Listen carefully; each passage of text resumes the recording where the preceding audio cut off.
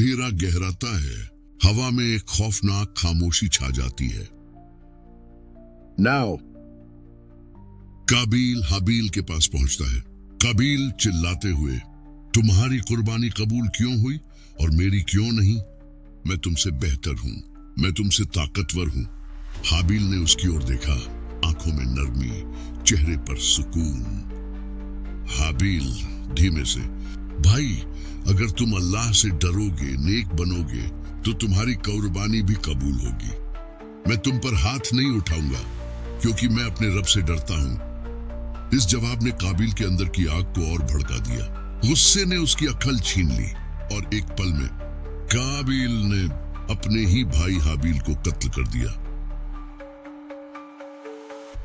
हवा रुक जाती है, पेड़ सन्नाटे में डूब जाते हैं, जमीन जैसे रो पड़ी हो। काबिल पीछे हटता है, हाथ कांप रहे हैं। हाबील की लाश जमीन पर पड़ी है और काबिल को अपनी गलती का एहसास होने लगता है। वक्त गुजरता है, काबिल समझ नहीं पा रहा था कि भाई की लाश का क्या करे। तभी अल्लाह एक कौवे को भेजता है। कौवा अपनी चोंच से जमीन खोदता है, दूसरे मरे हुए कौवे को दफनाता है। काबिल सदमे में, आंसू आंखों में भर आते हैं। काबिल टूटे हुए लहजे में,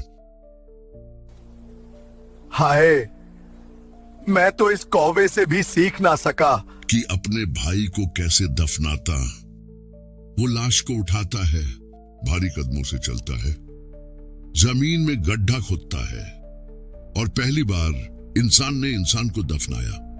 यही था इंसान के इतिहास का पहला कत्ल और यही से शुरू हुई नफरत की मिसाल। लेकिन हाबील ने हमें सिखाया कि असली ताकत बदले में नहीं, सब्र में है।